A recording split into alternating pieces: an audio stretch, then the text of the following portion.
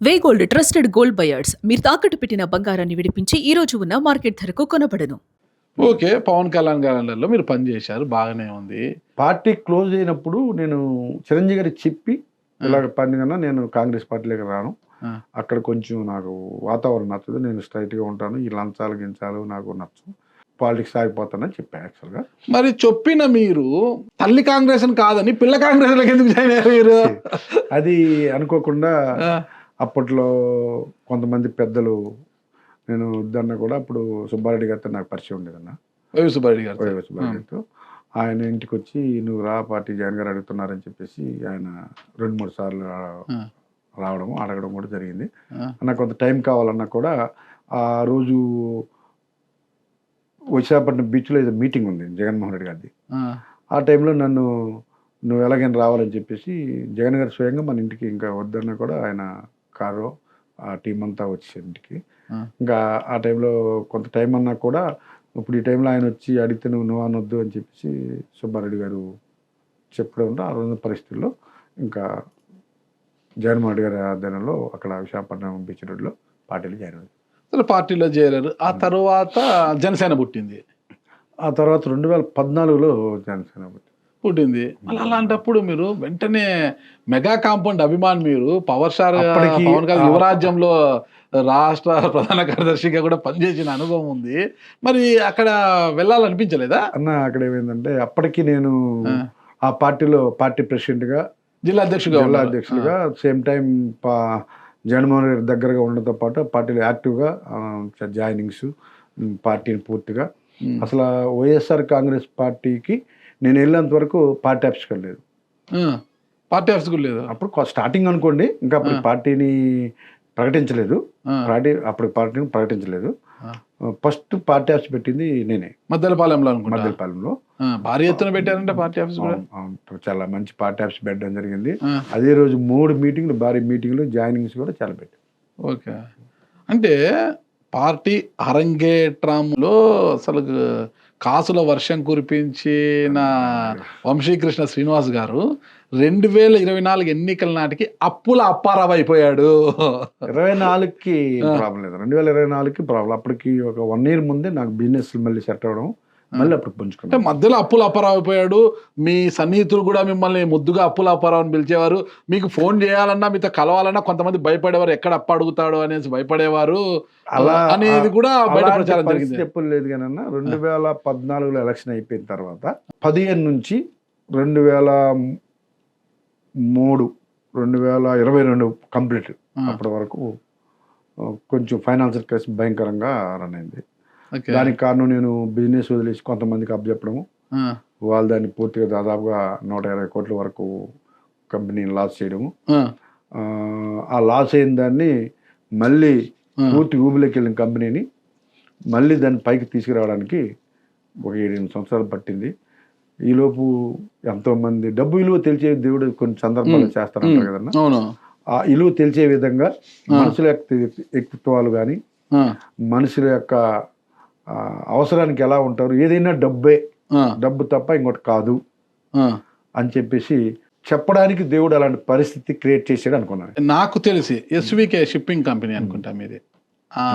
అది ఉన్నప్పటికీ ఒక రేంజ్ లో ఉన్నారు. అవును. ఓకేనా? ఆ తర్వాత ఏమైంది? ఆర్థికంగా నష్టపోతే మీ దగ్గర పనిచేసే లారీ నష్టపోలేదు. డ్రైవర్లు, క్లీనర్లు సైతం జీతాల కోసం మీ ఆఫీస్ దగ్గర పడిగాపులు కాసే పరిస్థితి వచ్చింది అంటారు. అంటే ఆ, జీతాలు నేను ఇంటే అన్నీ ఉండేవన్నా, కొన్ని 10 రోజులు లేట్ అయ్యే వరకు అప్పుడున్న పరిస్థితుల్లో కొంతమంది ఉద్దేశపూర్వకంగా ఆ, నా కంపెనీని లాస్ చేస్తే ఆ, వాళ్ళు ఎదగొచ్చనే ఒక ఉద్దేశంతో ఎక్కడోళ్ళు అక్కడ రెచ్చగొట్టేసి చిన్న భిన్నం చేశారు ఆ రోజుల్లో. ఎవరు వాళ్ళు? బిజినెస్ నా దగ్గర పనిచేసిన వాళ్ళకి 2 ఉన్నారు. ఆ, అలాగే నాకు కాంపిటీషన్ వాళ్ళు ఉన్నారు. ఆ, వెనక నుంచి పొలిటికల్గా ఉన్నారు. రకరకాల వ్యక్తిత్వాలు మనం పేర్లు చెప్పడం కంటే ఆ, ఆ విధంగా వాడుకున్నారు. నన్ను నా ద్వారా నేను ఎంతో మందికి ఉపయోగపడితే ఆ రోజు కనీసం ఫోన్ చేస్తే సాయం చేయడానికి కూడా ఏమైనా రాకపోగా ఆ, ఇంత లబ్ధి పొందాము అని కూడా ఆలోచించే వాళ్ళు కూడా చాలా మంది ఉన్నారు. ఓకే. అందుకనే ఎస్వికేని మూసేసి ఆర్కా ఓపెన్ చేశారు. అవును, ఆర్కా షిప్పింగ్ కంపెనీ, అవును, ఆర్కా ఫార్మాసిటికల్స్ అవును, ఓపెన్ చేశారు. ఆర్కా వచ్చిన తర్వాత బాగా ఉంది అనుకుంటా. బాగానే ఉంది. బాగా ఉంది, బాగా హ్యాపీగా బాగానే ఉంది. మొత్తం నేనైతే ఏ బిజినెస్ లేనన్నా, మొత్తం మా ఉమ్మడి ఫ్యామిలీ, మా అన్నయ్య పిల్ల, మేమంతా ఇప్పటికీ ఉమ్మడి ఫ్యామిలీ కాబట్టి మా ఫ్యామిలీ మెంబర్స్ చూసుకుంటున్నాను. నేనైతే ఎందులో లేను. ఎప్పుడైతే నేను ఆ కంపెనీలో దెబ్బతిన్నామో కొంతమంది వ్యక్తిత్వాలు తెలుసుకోవడం జరిగింది. మనుషులు ఎలా ఉంటారో కూడా నాకు ఒక గుణపాఠం. సో ఆ విధంగా అక్కడ జరగడం వల్ల నాకు జీవితంలో చిన్న వయసులో ఒక పాఠంగా తీసుకున్నాను నేను. విశాఖ సౌత్ అంటే మనకు పోర్టు రిలేటెడ్ ఉంటుంది. కంబంపాటి హరిబాబు గారు, ద్రోణంరాజు శ్రీనివాస్ గారు, ఈటి విజయలక్ష్మి గారు, ఎస్ఏ రెహమాను, అల్వార్ దాస్ గారు, ఇట్లా చాలా మంది అక్కడ పనిచేసిన వారు ఉన్నారనమాట. ఇంతమంది పనిచేసిన విశాఖ సౌత్ నియోజకవర్గం నుంచి పోర్టుపై ఎవరు కూడా పట్టు సాధించలేకపోయారు. కానీ ఈరోజు 2024 ఎన్నికల్లో జనసేన పార్టీ నుంచి అంటే కూటమి అభ్యర్థిగా బరిలోకి దిగి విశాఖ సౌత్ నుంచి ఎమ్మెల్యేగా గెలుపొందిన వంశీకృష్ణ శ్రీనివాస్ గారు మాత్రం పోర్టుపై పూర్తి స్థాయిలో పట్టు సాధించారు. ఎంతలా అంటే పోర్టులో రివ్యూ మీటింగ్లు పెడుతున్నారు కూర్చొని అంటున్నారు. ఎలా సాధ్యమైంది అన్నది? అది అఫీషియల్గా పోర్టుకు సంబంధించినటువంటి సిఎస్ఆర్ యాక్టివిటీస్ ఉంటాయి. సిఎస్ఆర్తో పాటు ఆ ప్రాంతంలో కొంచెం పొల్యూషన్ ప్రాబ్లం ఉంది. సో నాకు పోర్టుకి బాగా క్లోజ్ పరిచయాలు ఉన్నాయి కాబట్టి నేను 25-27 ఇయర్స్ నుంచి పోర్ట్లో ఉన్నాను కాబట్టి, సో ఇప్పుడున్న చైర్మన్ గారు కానీ, డిప్యూటీ చైర్మన్ గారు కానీ, సిఎంఏ దగ్గర నుంచి అందరు కూడా చాలా మంచి టీం ఉంది.